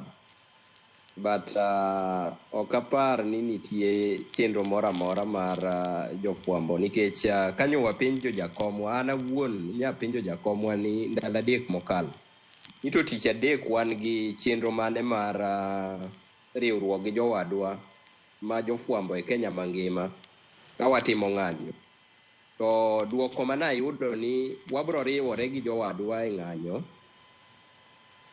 but Siaya to onge activity mora mora mar ng'anyo madhi mbele. Mane gima timore e Siaya gitani. But wariwore gi jowadwa e chunywa. Koro to wacho ni you are together with us in spirit. Odinjo. Iwinjo wacho mabende gwengi wacho kaunti ma Siaya kanyo. Jose wuoga oko. Gini marwa wate. Kik beni wane mwakedo nege. Kik wakedo nege to gine ot. Gwengi wuoguru oko, but amor gi gima dhi mbele kaka jofwambo owuok oko mondo mi wanyis ich wang' marwa kata kaka ok wamor gi piny owacho kaka osebet ka deal kodwa. Adier mar wacho awinjo ka jafwambo moro wacho kowuok Migori kacha pani Olga owacho ni chien kacha regimes mokwongo, the first two regimes apani mar president mokwongo gi mar ariyo ne jofwambo onge ratich gi to ka wadonje telo mar Kibaki ahinya mano tok constitution ma 2010 ne omi jofwambo ratich gi magigi noketi nyaka e katiba aparo ni en article 32 bende owuoyo jofwambo kanyo 35 bende nitiere kanyo ibro yudo ka owuoyo gik machalo ratich jofwambo thuolo mar jofwambo mar yudo ote kata information kamoro amora ma gidware.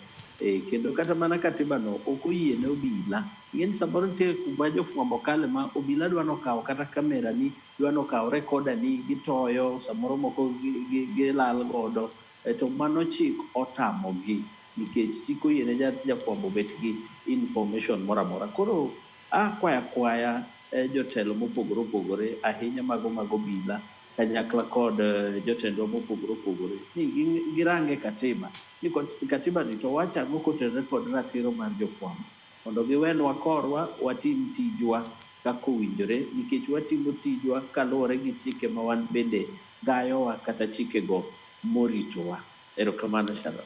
Wach mangima ahinya. Ang'eni twak ma bende wasebedo godo e kind thuolo mar saa achiel gi nus ma bende osekadho tenre kod ng'anyo mag jofwambo ahinya osebedo kwa wacho kaka tich kaka watimo nang'o men wandiko sigana mopogore opogore nang'o men ni waketogi kaka nek beni waketogi ema ni jofwambo bende osebedo kaka dhe achiedh nade ma koni kod kocha ojijo ni lero kanyo in ma bende ni ikelo ma bende ber bende kwa twakie ahinya kinde ma bende wacho ni riwruoge mochung' ne ute mag fwambo kuom ranyisi MCK gisebedo ka gikedonwa en mana ni gik ma bende wadwaro mar mondo mi gitim mamoko kuom ranyisi kinyo kod na chudo mag jofwambo en achiedh nade nitiere achiel kuom ute fwambo ma bende pok ochulo kata mana jofwambo mage ywak osebedo oko kanyo ni pok gisebedo ka gichulo jofwambo maggi lai lwasi mar tich e kind mamoko ojijo wachaka ndage kanyo.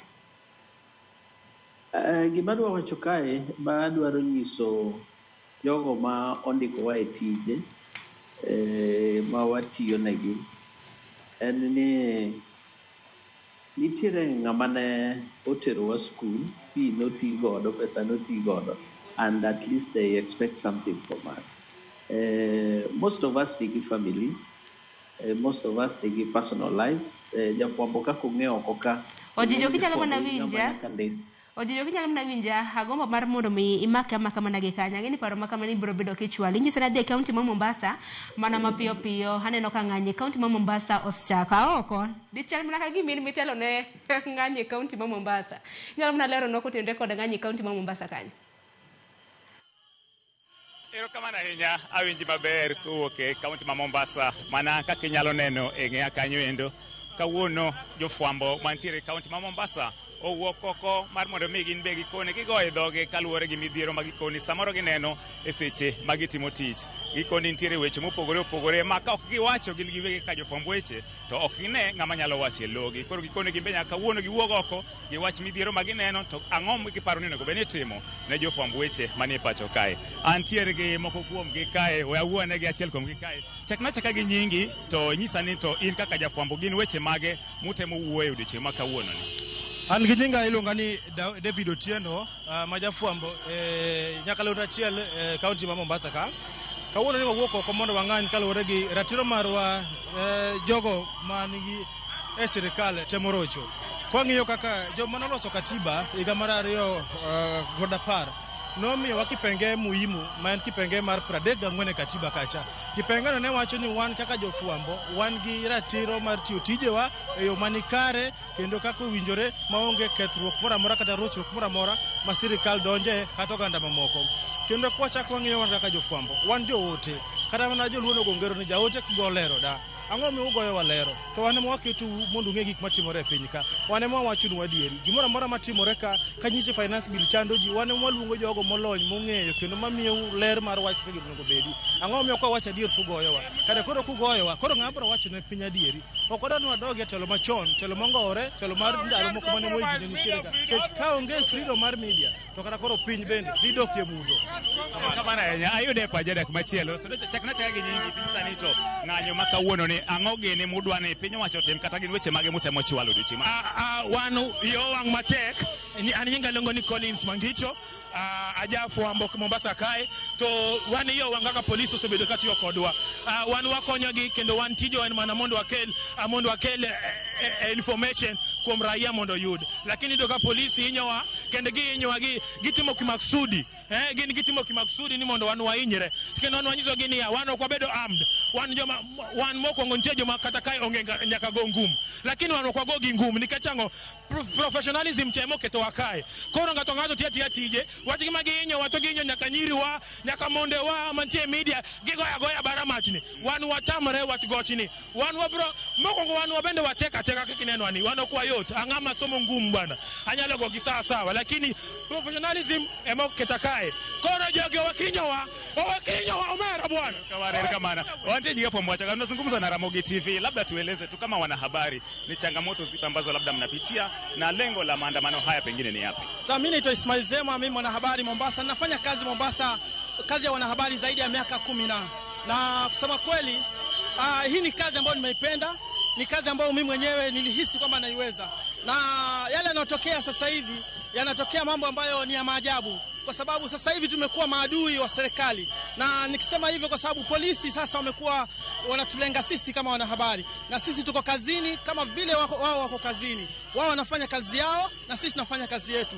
Kitu ambacho tunaona tatizo ni kwamba labda pengine kule kuelimisha wananchi, kule kuonyesha wananchi yale yanayotokea, na sisi kazi yetu kuonyesha wananchi yanayotokea. Kwa hiyo yanofanyika George, kusema kweli maneno ambayo yanauma nafsi. Sisi tuko kazini, sisi tunafanya kazi kama kawaida. Yanayotokea ni makosa na serikali waweze kuwajibika. Sisi tuko kazini kama vile wao wako kazini. Wao wameajiriwa na sisi tumeajiriwa. Tunafanya jukumu letu na wao wafanye jukumu lao. Hatuko hapa kunyanyasana, tuko hapa kila mmoja acheze leni yake. Wao wako kwa leni yao na sisi tucheze leni yetu. Hatutaki watunyanyase, hatutaki wadhulumu, tuko kazini. Asante sana. Kazi zetu. Asante sana. Nilipata sauti ya mwanadada. Labda nieleze tu kama mwanahabari maswala ni yapi? Fresh kabisa. Tuko hapa hivi kwa sababu tunataka media to be respected in this country, because a country where the media is not respected, then it is a country that is being starved of information, and this is very dangerous for a country. Yes. So tuko hapa hivi, tunatembea, tutasimama pamoja na wenzetu ambao walipigwa risasi, tunatembea pamoja na ambao wamepigwa tear gas, na tunasema kwa pamoja kwamba kama media hatutanyamazishwa. That is the message that we are passing across. Asante sana. Atie kinati kachana nyingi. Haya, niluonga ne Roger Souma, an mwana habari Mombasa kae. Twadwa ka fursa ni achiel kachiel. Kanyiso polise gi sirikal giwetiyo giteko mang'eny. To giwego gibunde nikech wan watiyo tijwa gibe gitik mondo kata katiba be lindowa mano chapter mar 34 omiyo wan habari teko gi thuolo monya tiyogo environment moro amora koro gimanya nyisogi giwe bwogowa mano kende. Mana kakiwinjo janeno mar Ramogi TV mago mana jofwamb weche mantiere kaunti ma Mombasa kae katemo go dhogi piny ka gimbe gikoni tijgi en mana bedo kaka joote, omiyo jaote gikoni okonego bed ni golero wegi mondo mi gitim thuolo mar tijgi kaka owinjore, so long as ni ok riroch ratiro mar chik kata ok gichwany ng'ata e yo moro amora. To kowuok e kaunti ma Mombasa kae ne Ramogi TV, nyinga en George Aoko. Pero kama na inya okonya kwa mgajuang mane chal maranganya mag jofwambo e county manu ma Mombasa. Kopogore gi Mombasa ne kwa mgajuang adhiane na chel kachiel nyake county manu ma Kisii kama jafwambo wadwa Crispin Otieno bende nitiere. Chris, chal maranganya e county ma Kisii chal nade? Oya urainya awinje yo makare county ni Kisii wantiere kod jofwambo mopogore ma county ma Kisii kachiel kod county ma Nyamira makawuono owuok oko kar romgi mar neno ni gin be ginyiso ichwang margi kod serikal kendo kod polisi kaka osebedo kaka goyo gi e kinde ma gidhi nyime kod tijgi ma pile pile. Ne wacho ni jaote ok golero mana kaka iwinjo kaka oko wacho ka antie county no ma Mombasa. Adwana los kod Kiswahili. Hapa nipo katika mji wa Kisii na wanahabari kutoka vyombo vya habari mbalimbali county hii na eneo nzima la Gusii. Nataka tu kuzungumza nao kwa sababu hii leo wamejitokeza kwa wingi wao kama njia mojawapo tu ya kudhihirisha ghadhabu yao dhidi ya serikali na vile vile dhulma ambazo wamekuwa wakipitia mikononi mwa maafisa wa usalama. Nataka tu niwape fursa wanahabari hao waweze kutuelezea tu siku hii ya leo tutarajie nini, na mbona labda kwa yule ambaye haelewi kile ambacho kinaendelea, ni nini ambacho wanahabari mara nyingi huwa wanapitia wanapoendelea na shughuli zao za kawaida? Asante sana mwenzangu Bwana Crispin Otieno. Ni ukweli kuwa wanahabari wakati wa maandamano tumekuwa upande mwingine wa kuumizwa, na tungetaka hivyo. Na labda kwa wananchi wa kawaida, ile kitu tunaomba, tunataka kuhakikishiwa usalama wa wanahabari. Tunataka kuhakikishiwa kuwa mwanahabari akiwa huko na vyombo vyake anarudi salama. Hatujasahau bado kisa cha mwenzetu aliyebiwa risasi 3. Risasi 3 na biwa mwanahabari ako na kamera ya nini? Na pia kuna jambo muhimu sana wanahabari sote nchini tunataka. Kuna hili shirika linaitwa Government Advertising Agency linalotishia vyombo fulani vya habari. Eti kama nyinyi vyombo vyenu vya habari kama amwendi na serikali, amwezi pewa yale matangazo ya serikali. Na hizi ni muhimu sana kwa wanahabari na vyombo vya habari. Kwa maana kama huwezi pewa yale matangazo, inamaanisha wanahabari wataumia, chombo cha habari kitaumia, na hayo ndio tunataka yaweze kulainishwa sawa sawa. Pia kuna hii Communication Authority pia inatisha vyombo fulani vya habari. Eti wasipofanya vile serikali nataka, labda vyombo vyao vya habari vitasimwa. Hayo ndio tunaambia serikali leo hivi kuwa lazima yafike kikomo mwenzangu.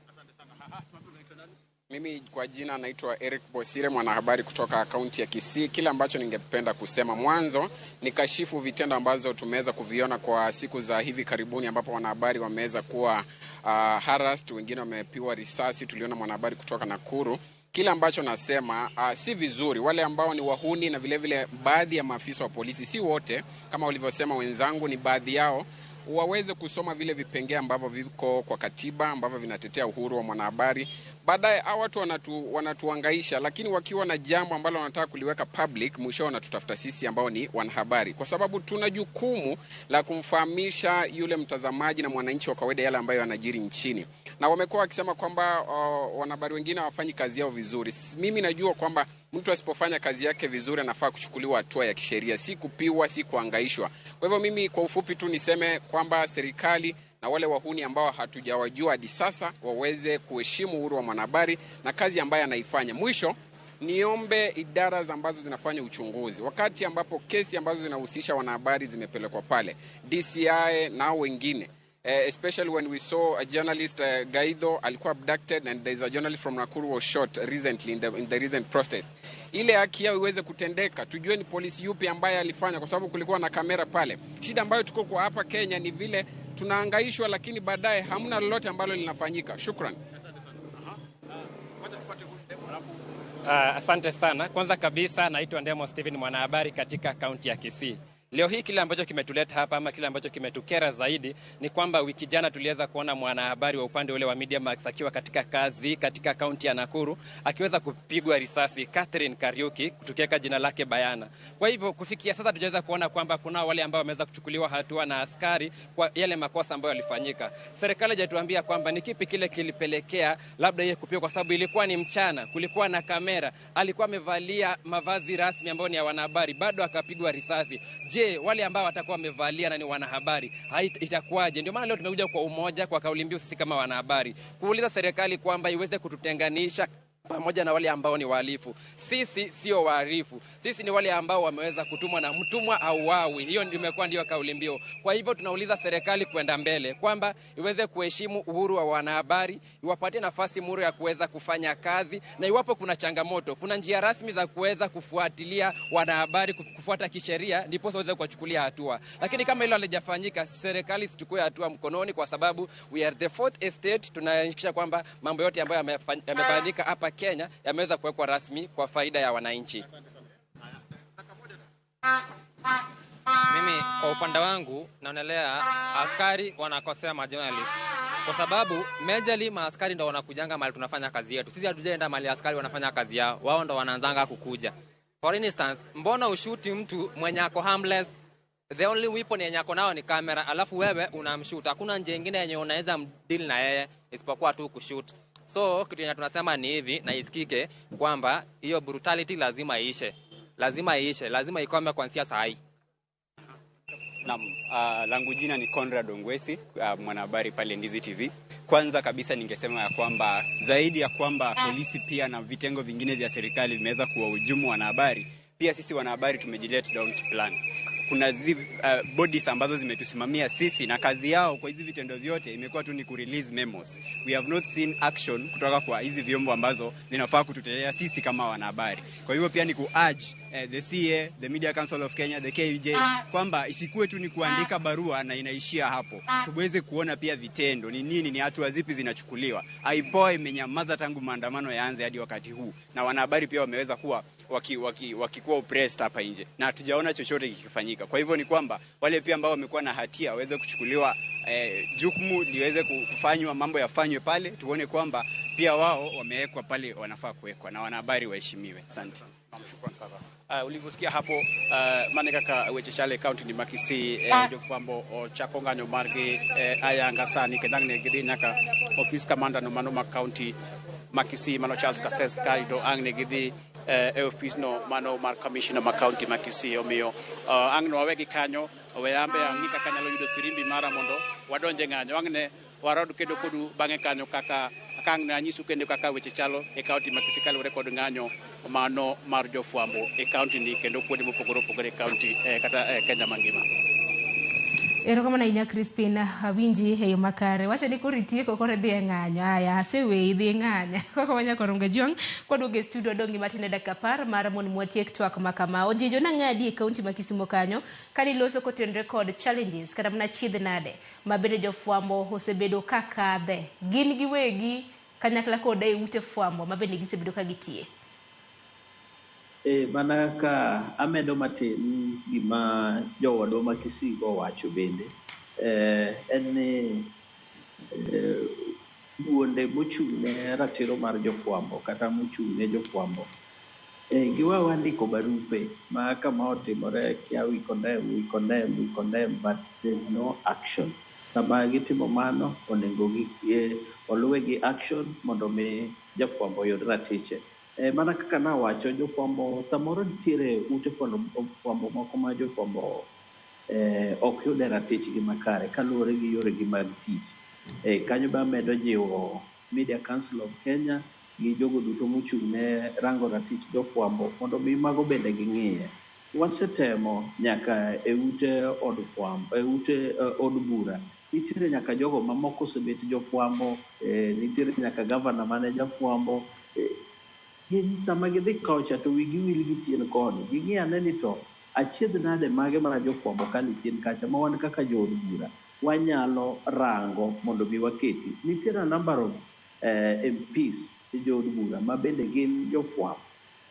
Gin bende girangane chike moko, giketane chike moko manyalo miyo jofwambo yud ratichgi ok mana sama gikava kata sama gimenyo weche mag ng'anyo kaka koro sani ji ng'anyo to girangi nyaka ni to kuonde ma jofwambo tiye kaluwore gi weche mag labor, chike morito jotich be jofwambo orit makare kaluwore kod chike morito jotich e weche mag chudo, e weche mag lwasi makare mar tich, wechego te onego bed ni irango sama ing'iyo ngima mar jofwambo duto. Aparo ni mano gima nyalo medo kae. Erokamano ahinya. To gwengi kaluwore kod achiedh nade ma bende jofwambo osebedo ka kadhe matut kata mana moro machielo ma bende dimede nang'o? Sharon, anyalo wacho ni jofwambo kinde duto iwachoga ni jafwambo en mondo mi bed jafwambo. Fwambo en luong. Kata iwacho ni it's a calling. So yudo ka ng'eny jofwambo ma inyalo neno ka ng'eny jofwambo gitiyo tijni nikech hera ma gin go ne tijno. En passion. Emomiyo iyudo ka jafwambo despite all the challenges ma samoro en go, iyudo ka ng'ani samoro pok ochule kata mana dweche 10. But obro wuok gokinyi e ode mondo odhi e tich nikech gini en gima nie chunye. en tich motiyo ni e chunye. To shida koro bet ni seche ma in iwuok e odi mondo idhi tijni, kata seche moko isetieko kata mana dweche 10 kapok ochuli, iyudo ka ng'at mondikini en seche moko kodwa ng'eyo mae. Iyudo ka seche moko igoni simbe moko ming'isi ni wadwaro ni mondo idhi cover function ma kamae kamae, wadwaro story ma kamae kamae. Kaka idwa chopo e function no, ng'ano ok ong'eyo, ng'ama ondiki no ok ong'eyo, kata ng'ama goni simu no ok dwa ng'eyo. So iyudo ka seche moko tidhi tiyo tijni to in gi stress.